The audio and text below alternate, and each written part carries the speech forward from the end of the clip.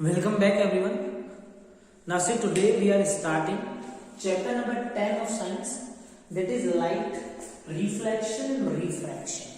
This is very important chapter and mind my words, very easy chapter. मतलब क्या होता है ना, बच्चों को स्कूल्स में ऐसा बताया जाता है कि बहुत टफ चैप्टर है, ये वो, ऐसा कुछ भी नहीं है। आप बस डेली क्लास अटेंड करो, मैं आपको गारंटी देता हूँ पूरा चैप्टर बहुत अच्छे से समझ में आएगा। अगर आपको कोई डाउट रहे तो आप पूछ लो, ठीक है। तो देखो क्या है, चैप्टर को हम मेनली 2 से 5 चीजों में बांटते हैं। चैप्टर में हमको 2 चीज के बारे में पढ़ना है, रिफ्लेक्शन एंड रिफ्रैक्शन। तो चैप्टर 2 पार्ट्स में डिवाइडेड है। Number 1 is reflection and refraction, but मैं चैप्टर्स को बहुत सारे पार्ट्स में डिवाइड करता हूँ। सबसे पहले देखो, सबसे पहला पार्ट जो आएगा वो ये आएगा कि हमें समझना है रिफ्लेक्शन क्या होता है एंड लॉज ऑफ रिफ्लेक्शन। ये फर्स्ट पार्ट है जो हमें समझना है, जो हम आज समझेंगे नेक्स्ट वीडियो में, ओके। सेकंड पार्ट जो है वो आता है इमेज फॉर्मेशन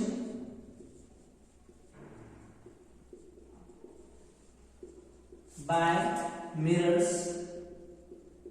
करेक्ट। हम सबको पता है कि जब हम कांच के सामने खड़े होते हैं तो कांच में हमारी एक इमेज बनती है, पता है हम सबको। तो वो इमेज कैसे बनती है वो हम समझेंगे। काफी इंटरेस्टिंग चैप्टर है ये, मैं आपको बता देता हूँ, और टोटली प्रैक्टिकल चैप्टर है ये, ठीक है। तो क्या है कि आप भाई जैसे कांच के सामने हम खड़े हैं, यहाँ कांच होता है और हम यहाँ खड़े हैं तो हम दिखते हैं ना कांच में। तो जो कांच में, जैसे भाई I am Hemant Agarwal, I am standing here, और यहाँ पे कांच है, तो कांच में भी एक हेमंत अग्रवाल दिखेगा। तो जो कांच में हेमंत अग्रवाल दिखता है उसको हम बोलते हैं इमेज। क्या बोलते हैं हम उसको? इमेज। और मैं जो रियल में है उसको हम लोग क्या बोलते हैं? Object, correct. तो किसी भी ऑब्जेक्ट की इमेज कैसे बनती है ये हम समझेंगे, ठीक है। फिर आएंगे न्यूमेरिकल्स ऑन मिरर्स, करेक्ट। फिर फोर्थ आएगा रिफ्रैक्टिव इंडेक्स, या फिर आप ले लो refraction and laws of refraction. Fifth refractive index. सारे टॉपिक्स बहुत इजी है, ये समझ के चलना है बस, ठीक है। Sixth image formation by lens. Seventh numericals on lens and at power. ये 8 टॉपिक्स हैं जो आपको समझने हैं, और मैं आपको बता देता हूं आपको 8 टॉपिक नहीं समझने, ये 8 टॉपिक मैंने लिखे हैं और ये बहुत आसान है। आपको सिर्फ क्या समझने पता है, ये 3 टॉपिक समझने हैं। अगर आपने ये 3 टॉपिक समझ लिए तो मैं आपको गारंटी देता हूं कि आपको ये वाला टॉपिक, ये वाला टॉपिक, ये वाला टॉपिक बहुत आसानी से समझ में आ जाएगा। ये वाला टॉपिक 2 लाइन का है, तो देखो आपको 1 2 3 ये 3 टॉपिक अच्छे से समझने हैं, और इन 3 टॉपिक को समझने में मैं पूरी मेहनत करूंगा।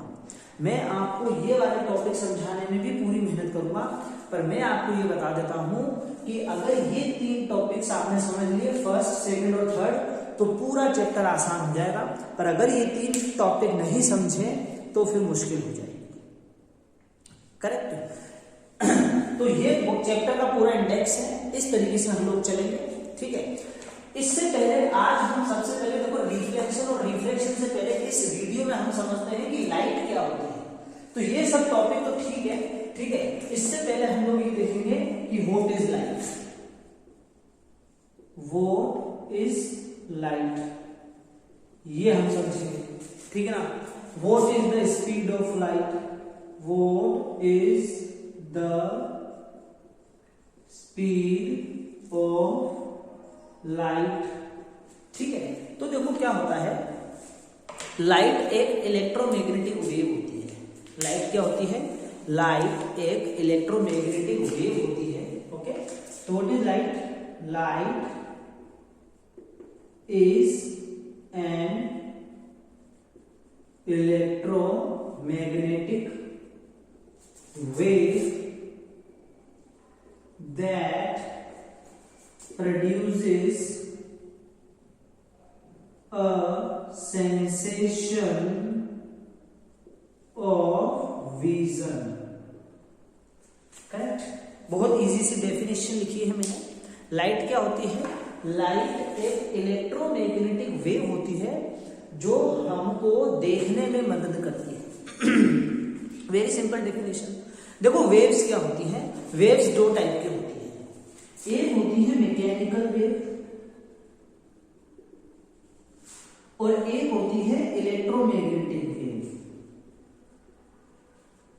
करेक्ट। ये आपको ध्यान रखना है, एग्जाम में क्वेश्चन आ सकता है कि लाइट किस टाइप की वेव है।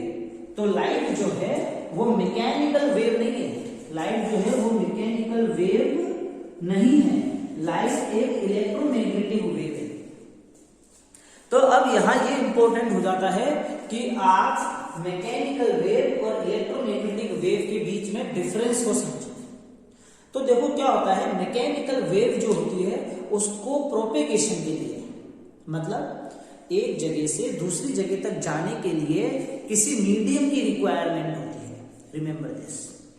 मैकेनिकल वेव क्या होती है, मैकेनिकल वेव एक ऐसी वेव होती है जिसको एक जगह से दूसरी जगह तक जाने के लिए मीडियम की रिक्वायरमेंट होती है। That wave is known as mechanical wave. Example आप ले लो साउंड वेव। आपने क्लास 9 में पढ़ा है साउंड वेव। क्या होता है साउंड वेव, साउंड वेव मतलब जैसे मैं आपको बोल रहा हूं तो ये साउंड वेव के फॉर्म में कहां जा रही है, इस फोन के स्पीकर में जा रही है या रिसीवर में जा रही है और फिर ये कैप्चर हो रही है, करेक्ट। हम सबको पता है कि चांद पर हम बातें नहीं कर सकते। We can not talk over moon. Why do we cannot talk on moon? We cannot talk on moon just because there is no atmosphere. वहां पे कोई एटमोस्फियर नहीं है। अगर मैं यहाँ खड़ा हूं और यहाँ पर एक आदमी खड़ा है, मैं उससे बात कर रहा हूँ। कैसे बात कर रहा हूँ, क्योंकि मेरी जो आवाज है वो एयर के थ्रू उसके पास जा रही है।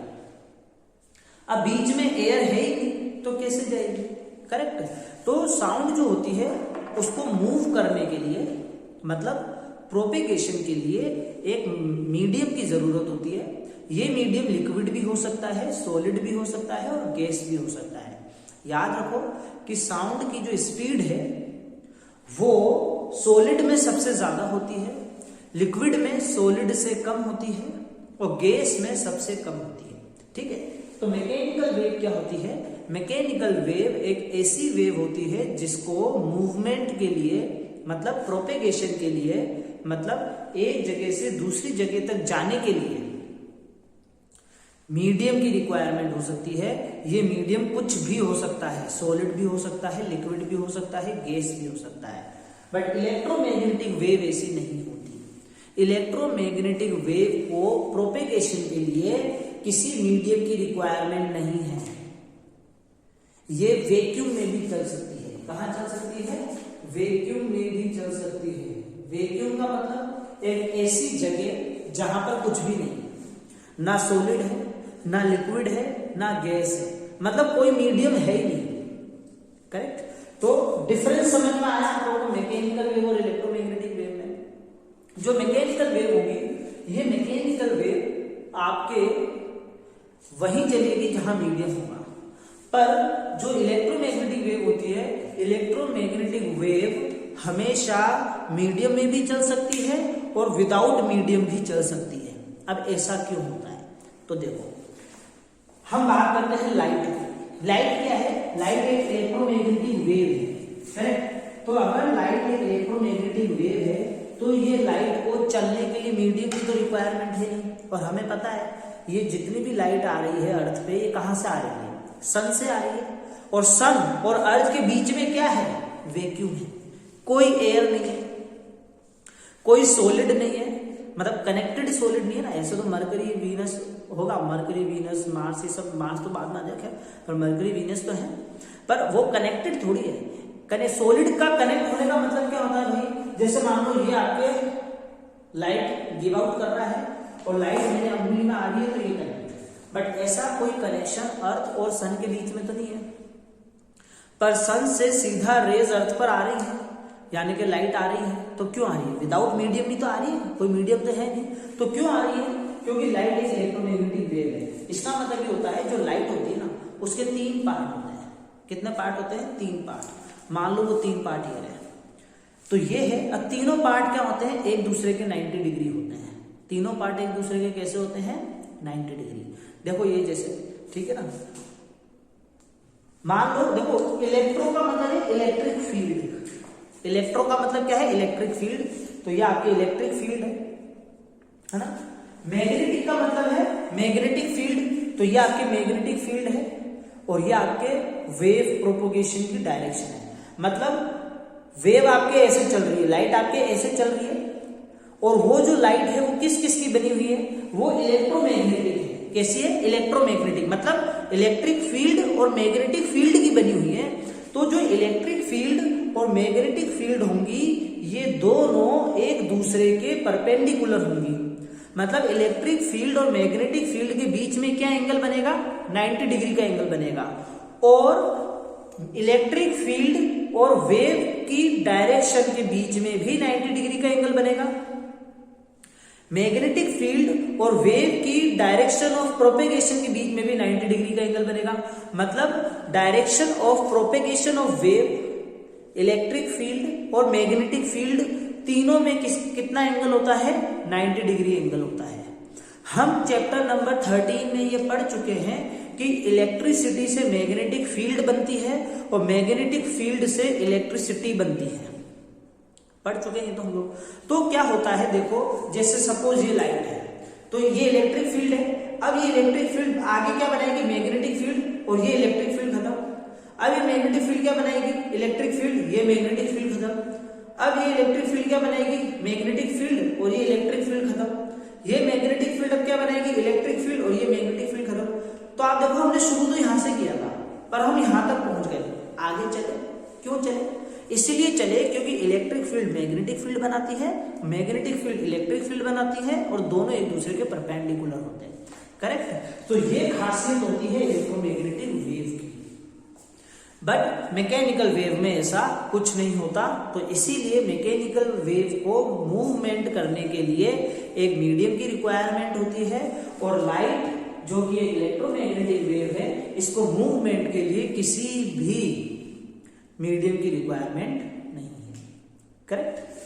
समझ में आ गया सबको अच्छी तरह। लाइट क्या होता है, लाइट एक इलेक्ट्रोमैग्नेटिक वेव होती है जो कि हमको देखने में मदद करती है, ठीक है।